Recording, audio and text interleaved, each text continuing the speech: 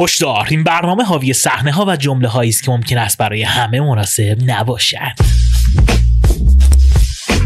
کوچولوها بزرگ میشن، زمستون بهار میشه و همه چیز در حال تغییر. هنیجون اومدم یه پیشنهاد صلح کوچولو بدم. بس چه غلطی کردی؟ بیا این چیه؟ لقمه توشه. من که نمیدونم میخوای چه دیلی بکنی، ولی خب این خیلی کمه. سگ خود یک لحظه. بیا این هم هست. اینا چیه؟ اینا توشه. از کجا آوردی اینا رو؟ با تشکر از اسپانسر کل برنامه‌مون سوپرمارکتیه کریم قمری. هو هو هو هو هو. حالا بگو ببینم چه غلطی کردی؟ یه لحظه حواسم پرت شد، پام خورد به یه گلدون سفید اطلسی تورارا، یه کوچولو شکست. یه کوچولو؟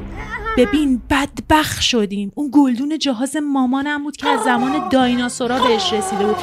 بعد تو میخوای همچین جرم بین المللی و با اینا ماسمالی کنی؟ خب یه کوچولو چسب میزنیم. چسب؟ ببین مامانم با همون چسب جفتمون رو میچسبونه به سر. بابا قسم میخورم گلدون خودش پرید جلو پا. خودم گلدونت میشم، قربونت برم. چیزی نمیخوای بگیرم؟ دون نمیخوای؟ ببین مامان، من که اصلا شاهد این صحنه هم نبودم. میبینی که هیچ کدوم اینا هم دست نخورده بهشون. من فقط یه آزمایش فیزیکی انجام دادم، سقوط آزاد از ارتفاع، تست مقاومت. به نظر منم آدم باید همه چیزی رو تو راه علم فدا کنه. خاله جون قربون اون وردنه عدلت برم. گلدونت اصلا از اولیش هم خودش عمرش به این دنیا نبودش، خودش راضی نبود، اصلا به دلش افتاده بود که این اتفاق میافته. عزیزم خفه شو. ولی حداقل بدون درد رفت. خاله جون خدایا منو بوس کن. بزدار شه. سلام گله تو خونه. کجا بودید یه هفته است؟ دلم باستون یه ذره است. قربونتون بره شرمیتون درد و بلاتون بخوره تو کاسه سر این خاک بر سر مفلوک مفعوله به درد نخوری بی هیچی ندار. مفعول درست شنیدم؟ آره به خیلی به سلامش حسودیم میشه. من یه دونه میگم سلام، 3 خط سلام داره. تازه 2 تا شاخم دارم. نه به اون حسودیم نمیشه به هیچ عنوان. اگه گفتید امروز اومدیم چیکار کنیم؟ امروز اومدیم که نه بکشیم پایین هوا کنیم. چیو؟ من میخوام بدونم چیو هوا کنیم. بادبانهای علم و دانش و آگاهی و به سمت سرزمینهای بیکران و فراتر از آن. آها درسته، بادبانهای علم و دانش و آگاهی. بنال. خب بچه‌ها دلمون خیلی واسهتون تنگ شده. راست میگه، با اینکه خیلی گوساله است این گلوله رو راست میگه. لطفاً لایک، کامنت، سابسکرایب یادتون نره. کامنت ایموجیه شکلونکی واسه شرمی خوشگل. خب اگه اجازه بدی بگم میخوایم چیکار کنیم. تاریخ پر از آدماییه که فکر میکردن یه تصمیم کوچیک فقط یه تصمیم کوچیکه، اما بعدش میلیون ها دلار دود شده رفته هوا. امروز میخوایم 10 تا از پرهزینه ترین اشتباهات تاریخ رو ببینیم و باور کنید بعضیاشون انقدر مسخره‌ان که میشه مدال بدترین تصمیم سالو بهشون بدیم. بازم هر چقدر این اشتباه ها بزرگ باشن اندازه اون اشتباهاتی که بابات مرتکب شد بزرگ نیست. کدوم اشتباه منظورته؟ همون شبی که تو به دنیا آمدی. اشتباه بزرگ تو بودی. نه خیرم. تو بودی، به سرپرستی گرفتن تو بود اشتباه بزرگ. قهرم. نه قهر نکن، شوخی کردم. قهرم. نه شوخی کردم. قهرم. نه شوخی کردم. تموم شد. میگم شوخی کردم. تمومه. پس بیاید بریم با همدیگه این اشتباهاتو بررسی کنیم. شایدم با همدیگه بکشیم پایین هوا کنیم. نه به هیچ عنوان. باشه. کات. 3 2 1 بفرما. خب آیتم اولمون خیلی جالبه. اسمش از قطارهای توپلتر از ریل. قطار کنتوپولینی. نه، ماشاءالله. قطارهای توپلتر از ریل. در سال 2014 فرانسه تصمیم گرفت 2000 قطار جدید سفارش بده تا خطوط بین شهری و منطقه‌ای رو مدرن‌تر کنه. این قطارها قرار بود سریع‌تر، راحت‌تر و مدرن‌تر از مدل‌های قدیمی باشن. اما یه اشتباه عجیب رخ داد و این بود که ریل‌های موجود در بعضی ایستگاه‌های قدیمی‌تر کمی باریک‌تر از استانداردهای جدید بودن. در نتیجه وقتی قطارهای جدید خواستن وارد ایستگاه‌ها بشن، مشخص شد که قطارها از نظر عرض چند سانتیمتر توپلتر از فاصله بین سکوهاست. برای اصلاح این سکوها باید بیش از 1300 ایستگاه در سراسر فرانسه بازسازی می‌شد و هزینه برآورد شده حدود 50 میلیون یورو و نزدیک 60 میلیون دلار بود. وازلین نداشتن یا لوبریکانت؟ بابا خیلی بی‌تربیتی. لوکوموتیو میتونست با وازلین یا لوبریکانت لوکوموتیو اول رو چرب بکنه و از ایستگاه رد بکنه. ببخشید شما رو نمیشناختن که باهاتون مشورت کنن. الان که میشناسن. بی‌تربیت. الان میشه ایده رو سخت کرد. سخت ملی. بله درسته. دیگه لازم نیستش 1300 تا ایستگاه رو بازسازی کنن. 100%. بریم خیلی ایده نوآورانه و خوبی بود. ممنون. خفه. میریم آیتم بعد. بریم آیتم بعد. بفرما. 6 8 9 بفرما. ریاضی چند میشدی همیشه تو مدرسه؟ مدرسه نرفتی. خب تو مدرسه نرفتی طبیعیه. خب بچه آیتم بعدیمون خیلی واسه هممون آشناه، مخصوصا فیلمش. غرق شدن کشتی تایتانیک. Every night in my dream I see you I feel you. خیلی متشکرم ازتون. بفرما. در اون زمان کشتی تایتانیکو با شماره جک و روز. ببین اصلا نمیذاره، قاطی میکنم سوتی میدم، با شماره با شعار غیر قابل غرق شدن تبلیغ میکردن و برای ساختنش حدود 7.5 میلیون دلار که امروزه معادل بیش از 200 میلیون دلار خرج کردن. این کشتی قرار بود سفرهای طولانی بین انگلیس و آمریکا رو طی کنه، اما چند اشتباه فاجعه بار باعث شد این پروژه تبدیل به یکی از گرانترین اشتباهات تاریخ بشر بشه. 1. سرعت بیش از حد در منطقه خطرناک یخ. 2. طراحی ناقص بدنه ضد آب. 3. کمبود قایق نجات. 4. تجهیزات ارتباطی ضعیف. در نهایت کشتی در ساعت 2:20 صبح 15 آوریل 1912 کاملا غرق شد و 1517 نفر جونشون رو از دست دادن و هزینه خسارات و تحقیقات بعدی تا امروز معادل بیش از 400 میلیون دلار برآورد شده. جالبه. آرزوی قلبی دودکش کشتی تایتانیک دکون بدخواهای بچهای گل توی خونه. من همیشه وقتی اسم کشتی تایتانیک و فیلم تایتانیک میاد با خودم همش میگم واقعا اون چوبه جا نداشتش که روز جکو را بده روش؟ چرا نکرد این کارو؟ من همیشه هر موقع فیلم تایتانیک رو میبینم با خودم فکر میکنم که واقعا اون تخت چوب جا واسه 2 نفر نداشت که جک بدبخت نمیده. آره دیگه منم الان همینو گفتم. نه اول من گفتم.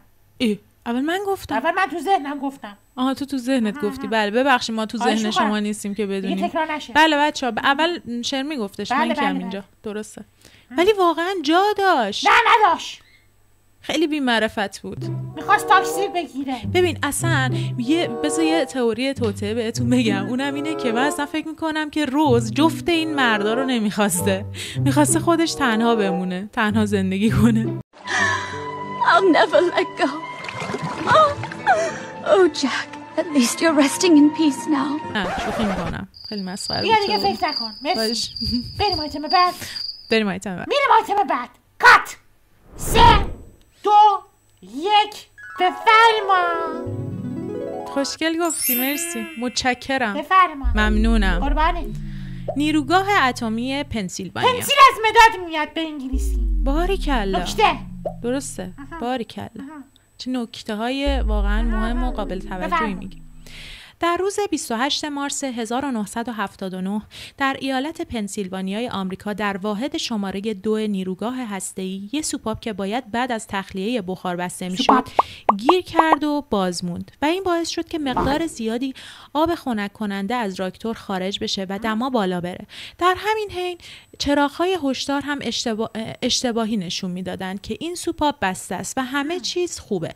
در نتیجه به جای اینکه آب بیشتری برای خنک‌سازی وارد کنن، پمپ‌ها رو خاموش کردن. در نتیجه دمای راکتور به شدت بالا رفت، بخار و گازهای رادیواکتیو درون سیستم جمع شد و بخشی از سوخت ذوب شد و باعث شد حجم زیادی آب با تشعشعات رادیواکتیو آلوده بشن و چیزی نمونده بود که یه فاجعه به تمام عیار اتفاق بیفته که خوشبختانه مهندس‌ها به موقع دست به کار شدن و تونستن راکتورها رو از کار بندازن. اما پاک کردن محیط از تشعشعات و پاک کردن خرابی‌ها 839 میلیون دلار هزینه داشت. 839 میلیون دلار خیلی پوله. مهندس، حاضرین چند سیورت در معرض تشعشعات هسته‌ای بودن؟ بله؟ بیخیال. من متوجه نشدم. چون تو قاگولی. این حرفا رو از کجاش میاره میزنه؟ واقعا چرا اصلا نیروگاه اتمی میسازن؟ چرا اینجوری دست میبرن تو طبیعت؟ بخاطر تامین برق. هم محیط زیست آلوده میشه، هم خب با همون آب تامین کنن برقو. اگه بخوان از مسیرهای کلاسیک و قدیمی استفاده بکنن بیشتر آلوده میشه. خیلی یه گاو اینجا دارم من. بگو ما. خیلی بی‌تربیتی. تو هم احمقی. تو هم خفه شو. تو چپه شو. بی‌تربیت. خفه. من امروز واسه جایزه آورده بودم، ولی حالا که هی داری بهم توهین میکنی دیگه. جایزه ترشه. جایزم ترشه. ترشه. قربونت برم. نه تمومه دیگه، کنسل. قربونت برم. خب قول میدی اگه این جایزه رو بهت دادم دیگه بعدش اذیتم نکنی؟ فدات شم. خیلی خب بچه‌ها، امروز واسه شرمی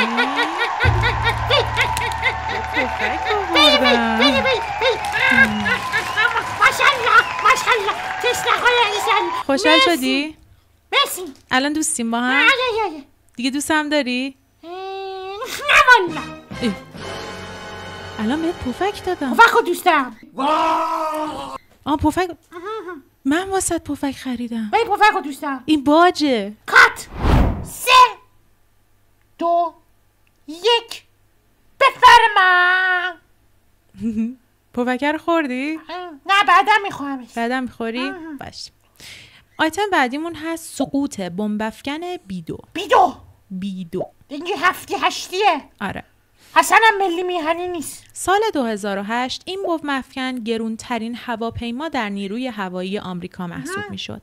فقط 21 عدد از این بمب‌افکن‌ها ساخته شده بود و وقتی داشتن تستشون میکردن یکی از اونا دچار مشکل شد.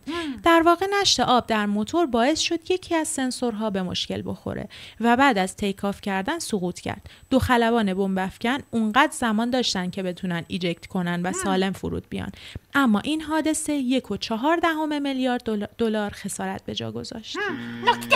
نکته بمب‌افکن بیدو یک هواپیمای بمب‌افکن کاملا سری با قابلیت پرواز چند صد ساعتی می باشد که در کابین این خلبان امکانات رفاهی هتلینگ مثل آشپزخونه و سرویس بهداشتی برای راحتی بیشتر خلبان‌ها قرار داده شده است. واقعا؟ شرمی از سرویس اطلاعاتی حالا شو. فعلا همینقدر اطلاعات تونستیم به دست بیاریم.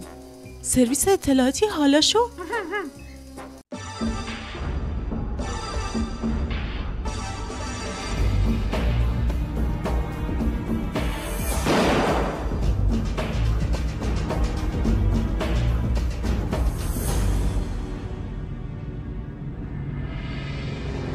مدت‌ها توی پایگاه هوایی میزوری اونجا روی این دیتا خوابیده بودیم تا همین دارم به دست آوردیم. بله درسته. بریم آیتم بعدی؟ میریم آیتم بعدی. 3 2 1 بفرمام. خب آیتم بعدی هستش تصادف اکسون والدز. سال 1908 تصادف کروکی. خیلی از این آیتم عصبانیم.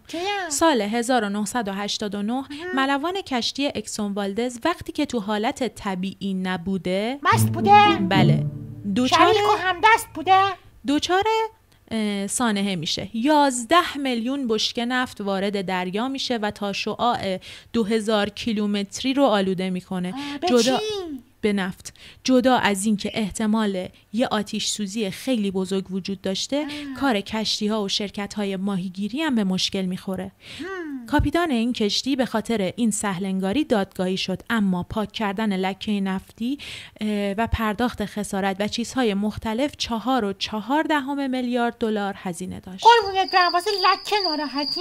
به خاطر موجودات توی دریا ناراحتم. اگه این مگرانیز واسه لکه موجودات رو تهدید میکنه؟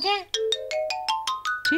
لکه موجودات رو تهدید میکنه؟ معلومه که تهدید میکنه. پس واسه پاک کردن اون لکه میتونید به اسپانسر گلمون کریم قمری از بقالی کاملا مجهزش برید و لکه بعد تهیه کنید. بابا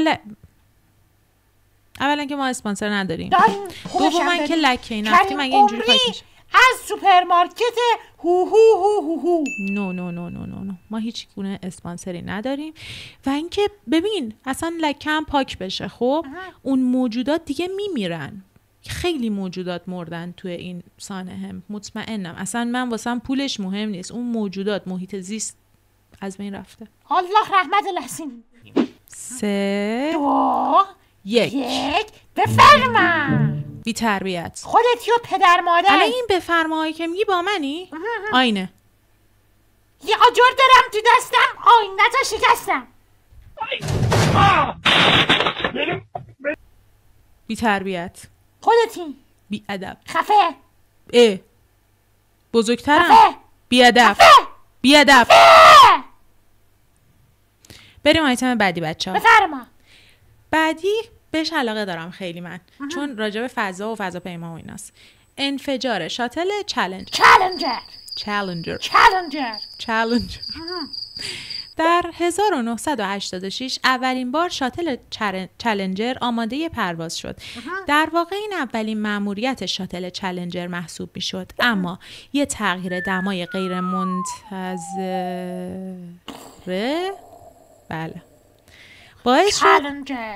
باعث شد همه چی اونطوری که انتظار میرفت پیش نره و یه فاجعه رخ بده. سرمای شدیدی که شب گذشته تو محیط ایستگاه بود باعث شد تا تکه های پلاستیکی تعبیه شده توی موتور شاتل یخ بزنه. در نتیجه این قطعات پلاستیکی نتونستن اونطوری که لازمه داخل موتور رو عایق بندی کنن و شاتل چالنجر 73 ثانیه بعد از پرواز منفجر شد. اینجوری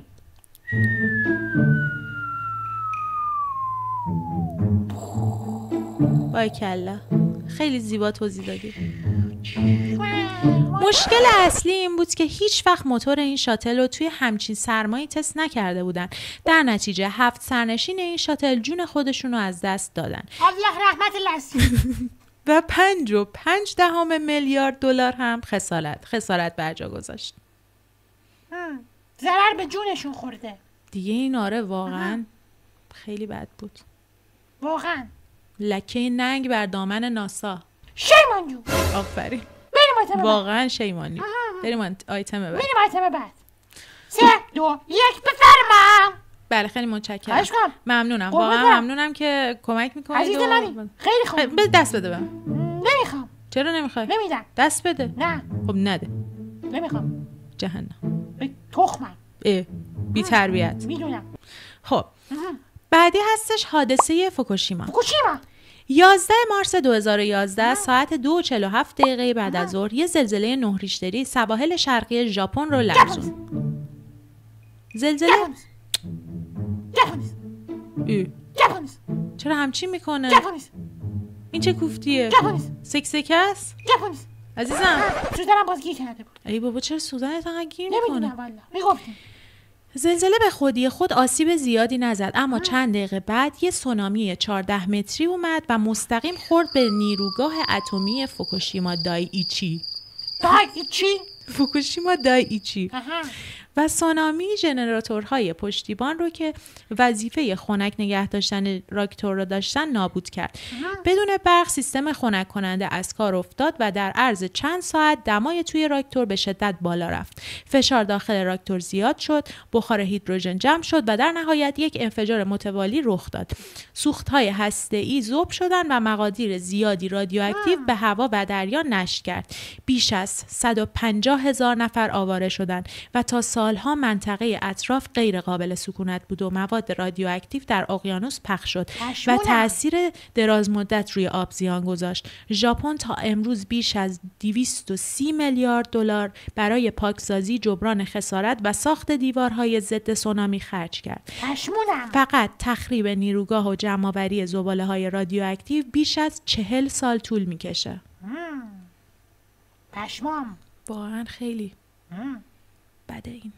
ببین این زیاد تقصیر مثلا این دیگه یه حادثه چیز بوده دیگه، طبیعی بوده، ولی خب میدونی نباید نیروگاهو یه جایی میساختن که این باید میدونستن کشورشون یه جاییه که سونامی. ژاپن کلش در معرض سونامیه. کدی معلم جغرافیاتو گاییدم. خب الان نه خب من میخوام اینو بگم، الان آخه یه دونه دیوار ساختن که ضد سونامیه. خب اینو باید زودتر پیش بینی می‌کردن. به این نتیجه میرسیم انسان ابوالحشر هر چقدر به این ور و اون ور کرات سفر بکنه هنوزم در برخورد با بلایای طبیعی موجودی فانی و حقیره. متشکرم. خواهش میکنم. انسانه؟ ابوالحشر بی تربیت. بریم آیتم بعد. خیلی بی ادبی. بریم آیتم بعد. 5 4 2 1 2000 years later. 3 6 8 بس عزیزم. هی منتظرم که بگی بفرمایید. بذار لپتو بکشم. باره بابا. وحشی. خب آیتم بعدی هستش انفجار شاتل کلمبیا. دوباره. آره دوباره از همونم. زمانی که ناسا تلاش میکرد خاطره تلخ شاتل چالنجر رو از ذهنها پاک کنه، فاجعه شاتل کلمبیا تو سال 2003 اتفاق افتاد. یعنی اومدن بگاهی ماسمالی کنن دوباره بگاهی دادن. با اینکه خیلی بیادبی ولی یه چیز تو همین مایه ها. ممنونم. کلمبیا یه شاتل جدید نبود و 27 تا مأموریت موفق توی کارنامش داشت و اولین پروازش به سال کلمبیا ساختش کوکائین بوده؟ به سال 1981 برمیگشت و لانچ کلمبیا کاملا موفق بود، اما مهندسین ناسا متوجه شدن یه سری فوم از روی باله‌های شاتل جدا شده و این ممکنه خیلی خطرناک باشه. تلاش اونا برای گرفتن تصویر از شاتل بی ثمر بود و محاسبات ریاضی هم نشون نمیداد چرا این اتفاق افتاده و ممکنه درد سرساز بشه یا نه. ناسا تمام اخطارهای مهندسین رو نادیده گرفت و حتی به فضانوردا راجع به این موضوع خبر نداد که استرس نگیرن و مأموریت رو درست انجام بدن.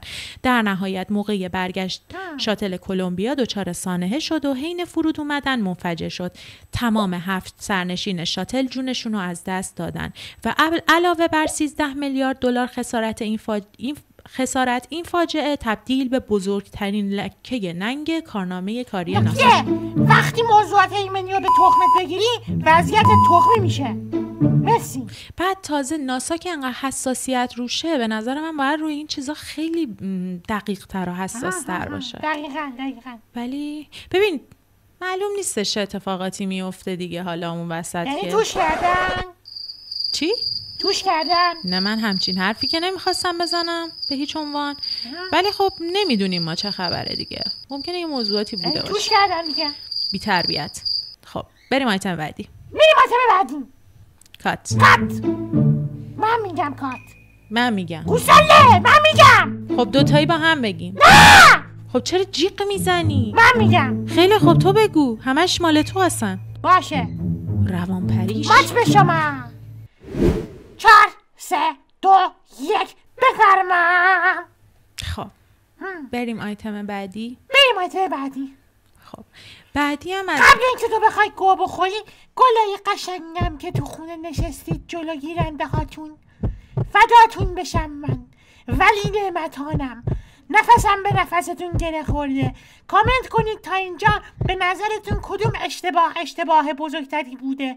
نفسای شرمی. بله. قربونتون بشه شرمیتون. مش بهتون. به نظر چقدر جوشتون دارم من میخوام حرف بزنم. با خفه. با بچه ها حرف نمیزنی. ریشت یه در بیا اینجا. ریشت یه ذره چیز شده. خب درست شد. نه به مخاسنم دست نزن. باش. آفرین. بله بچه‌ها واسه همون بنویسید که کدوم آیتم به نظر شما بدتر از همشون بود. به نظر من خطاب قرار بدید نه خانیه اسکولا. باشه بابا این عقده‌ای بدبخت بیچاره فلک زده 2000 years later. ملعونو خطاب قرار بدید. اگه محبت بچه‌ها عقده است من ته عقده‌ایم. خودش اعتراف کرد. ماچ به بچه‌ها. اینو یادتون باشه. گفت من ته عقده‌ایم. من عقده‌ای شما هم گلا. من خرابتونم بچه‌ها. دین دیرین دیدین دیدین. آره. بخورشون رو چشمم. دین دیرین بی تربیت. خیلی بیادبی. میدونم. ببین خیلی بیادبی. بریم بچه‌ها سراغ آیتم. میریم آیتم بعد. خب حادثه دیپ واتر هورایزن. چقدر چیز گفتم؟ چقدر چوسی گفتی؟ آره خیلی چوسی گفتم. دیپ واتر هورایزن 12 سال پیش سکوی نفتی دیپ واتر هورایزن تو خلیج مکزیک دچار سانحه شد. در واقع بعد از این سانحه بزرگترین لکه نفتی تاریخ با خسارتی باور نکردنی با تشکر از اسپانسر گل برنامه‌مون نه کریم قمری نداریم. که توی بقالیش انواع اقسام لکه برا رو داره، حتی لکه برهای برای پاک کردن لکه‌های نفتی. آخه من نمیفهم کریم قمری با خسارتی باور نکردنی به محیط زیست به وجود اومد. بعد از یه انفجار تو دکل حفاری 210 میلیون بشکه نفت وارد آبهای اقیانوس شد. نشت سکوی نفتی تا چندین ماه ادامه داشت و همزمان مهندسان تمام تلاششون رو میکردن تا جلوی اون رو بگیرن. بعدها مشخص شد که شرکت بریتیش پترولیوم یه سری هزینه مربوط به کارهای ایمنی رو قطع کرده و همین قضیه توش کرده بوده باعث این سانحه شد. فارغ از تمام آسیب‌هایی که به محیط زیست وارد شد و افرادی که جونشون رو از دست دادن و حتی حیوان‌ها، این حادثه 61 میلیارد دلار خسارت به جا گذاشت. خجالت هم به جا گذاشته. البته بعد اشتباه نگفتم. ریدی یکم ولی هر دوتاشو به جا گذاشته، هم خسارت هم خجالت. خیلی بده. واقعا نمیدونم، نمیفهمم. تو نفهمی. خیلی بده. یه دونه هم تو خلیج فارس یه بار لکه نفتی به وجود اومده. نه ما ملی میهنی سوتی نمیدیم. نه دیگه خب آدم دیگه این چیزی که وجود داشته. میریم آیتم بعد. باشه بریم آیتم بعد. ولی خب این چیزی که وجود داشته. آیتم بعد. آیتم کات. کیلووات. 3 2 1 بفرما. سریال چرنوبیل رو دیدی؟ چرنوبیل آره. خیلی خفنه. من خیلی دوستش داشتم. بعدی چرنوبیل دقیقاً. بدترین و خطرناکترین فاجعه اتمی غیر نظامی تاریخ محسوب میشه و قضیه زمانی بدتر میشه که میدونیم کلی راه وجود داشته که از این فاجعه جلوگیری کنه. سال 1986 نیروگاه اتمی چرنوبیل بعد از یه سری اشتباهات زنجیروار دچار مشکل میشه. حجم تشعشعات چرنوبیل به حدی زیاد بوده که کشورهای فنلاند، سوئد، نروژ، لهستان، انگلستان و حتی یه سری کشورهای دیگه هم تاثیرش رو حس کردن. با وجود گذشت سالها از این حادثه هنوز آثار مواد رادیواکتیو و جهش‌های ژنتیکی تو مردم منطقه مشاهده میشه.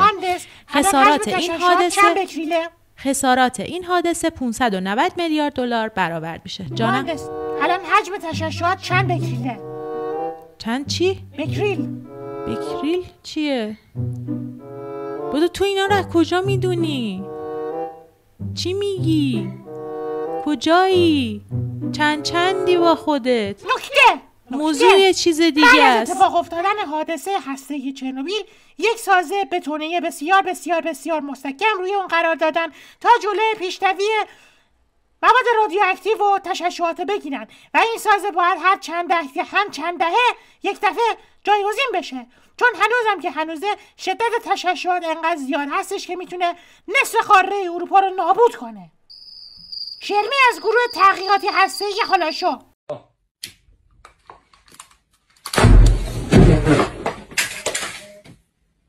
خب بچه‌ها واسمون بنویسید که به نظرتون بدترین تصمیم سال از نظر شما کدوم بود و مدال افتخار رو به کدومشون میدید. بله قربونتون به شرمیتون. لطفاً کامنت بذارید، کانالمون رو سابسکرایب بکنید. لایک، کامنت، سابسکرایب چفلکیای بنفشی و واسه شرمیتون بذارید. گوگولیا. و به شرمی واسه شرمی بنویسید که لطفاً اسپانسر نگیره. با تشکر. صفحه اینستاگرام حالا شور هم بچه‌ها فالو بکنید. دست خودمه، این بوشکول اونجا راه ندادم. خودم نخواستم.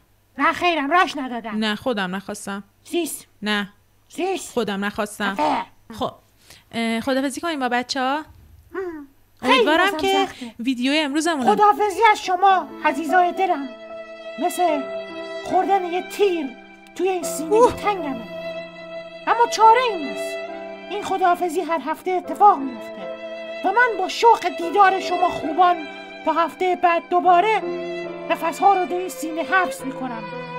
قربونتون برم. من دروغ میگه بچه‌ها. از این ویدیو درسته که این سگ درگاه این انسان حقیر دوباره هم وقت ما رو گرفت، اما ما میتونیم این نتیجه رو بگیریم که انسان هر چقدر هم پیشرفت بکنه و از در تکنولوژی و علم رد بشه هم باز هم جایز الخطاست. پس اگه یه وقتی هر موقع تو زندگیتون اشتباه کردید پدستک اشتباه کردید، یادتون باشه که آدم‌های بزرگی تو زندگی اشتباه کردن. پس ما هم که آدم‌های کوچولویی هستیم هم حق داریم اشتباه کنیم. خب منظرت میخوام.